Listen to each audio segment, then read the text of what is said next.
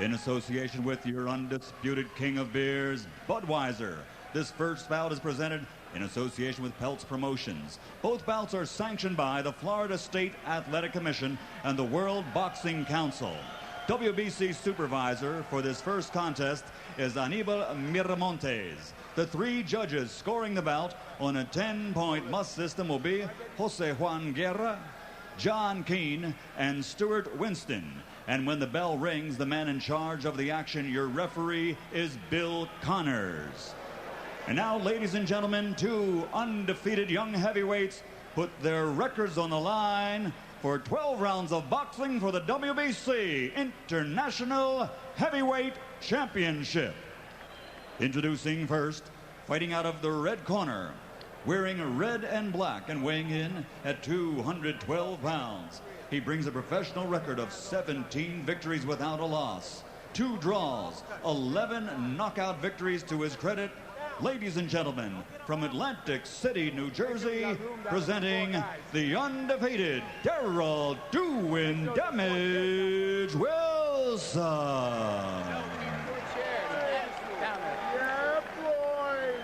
And his opponent across the ring, fighting out of the blue corner, wearing black with silver letters.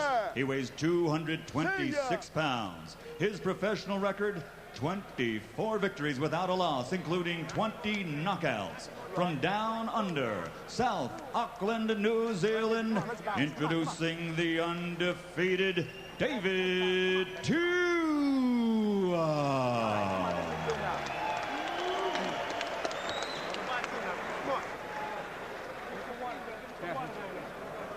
All right, I got it.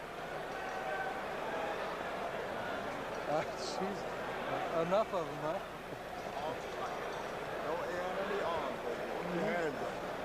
All right, you're both giving your instructions in the dressing room. I want a clean fight. Listen to my commands at all times during the round. Protect yourself at all times during the round. Any questions over here? Any questions over here? Touch gloves. Good luck to both of you. David Tua is regarded by many as the best young heavyweight out there. He's the prospect. An impressive win here would move him up into the next level of boxing, starting to go up against top 10 fighters. Let's see what he has. Darrell Wilson, as he takes off the robe, looks to be in excellent shape. Same kind of condition that he was in when he fought against Shannon Briggs. If anything, his arms look a little bit bigger and more heavily muscled. You look at Tua in there, he's built like a truck.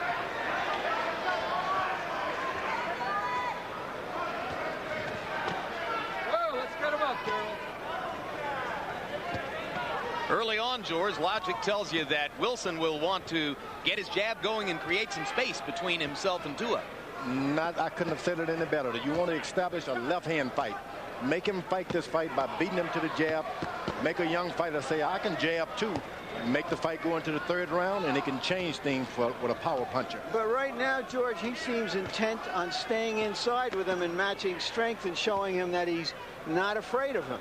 And that has some benefits also, because Tua needs you to back away your chin a little beyond your feet so he can get that hook going. He doesn't like to throw it close. Although he's a puncher, he doesn't like to throw it short.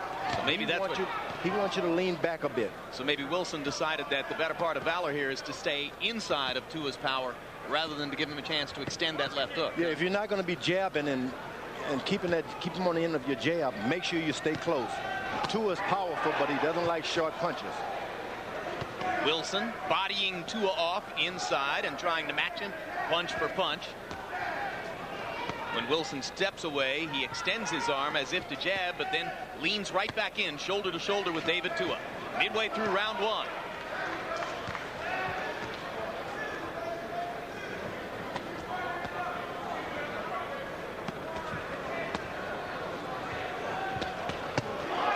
Triple left hook by Tua. The thing that Tua has to be careful about is allowing Wilson to get any confidence. He stays in there too long and let this guy taste his power. And he's not on the canvas. He's going to give him a tougher fight than what he ought to do. Now Wilson starts pumping the jab as Tua steps back to look for punching range. Wilson seemingly content to fight in the phone booth, but if Tua wants to step back, he'll get the jab. Now, if I'm a trainer working a corner, I would tell Wilson, keep hitting Tua in the chest, around the body. Don't go for any hard shots. Just keep tapping them around there. That's the only way you deflate this power from these giants. Two fighters trading left hooks at close range in round one. Fight promises a lot of fireworks.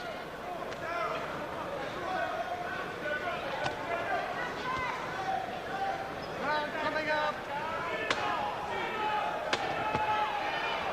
Wilson tries a right hand across the top. Tua lands a short left.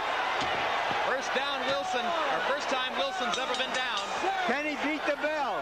Can he beat the bell? He can't. He's counted out. Another first round knockout for David Tua. Clean as a whistle. That's a left hook, huh? That was a vicious first round. Two young, strong heavyweights testing each other. The younger, stronger heavyweight had too much. And Tua's awfully excited about this. As he should be. Stands up on the ropes and gets a cheer from the crowd. And in the middle of the ring, medical personnel working carefully with Darroll Wilson. He's crossed into another level now. He's a top-rated fighter. Listen, he's to be reckoned with. He's not one of these Johnny-come-lately. He's a top fighter now. How's he going to get any fights? Nobody's going to want David Tua at this point, George. I would not blame them. No, there will be fighters who will test him, who will think that if you can extend him, if you can box him, rather than what Wilson did, which is to stay shoulder to shoulder, there are guys out there who will try him. And, of course, if he becomes a crowd attraction, as this style of fighter does attract a crowd, then there will be enough money for fighters to want to go up against him. Let's take another look at the knockout punch. And as it happened, Larry, George put his hand on my arm as if to say, that's the end of that. And sure enough. Just stepped back and drove that left hook. Just watch how he steps back. Boom. Woo. That's one of those 8-inch punches you don't see much of anymore, George. Oh, he had to extend it a little bit this time. When he was closer, he couldn't do it, but this guy gave him just enough room. And let me tell you, it's sleeping pill days. And Wilson dropped his right hand, too, to make room for the target. No right hand there. You got to stay close or stay away. If you're going to fight a left hooker like Tua, you're well advised to hold that right glove right up against your cheekbone all the time. And everything else you have. Might want to put a shield up there, too, huh? That's right. He is an unusual young man. He not only writes Samoan poetry, as Jim pointed out before, he plays a guitar. He's supposed to shoot a mean game of pool, and he can fight. And he's planning to spar with Evander Holyfield before the Tyson fight. Good choice. Here's Buffer. A fighter cannot be saved by the bell. The winner by knockout victory in the first round, still undefeated, and now the WBC International Heavyweight Champion, David Tua.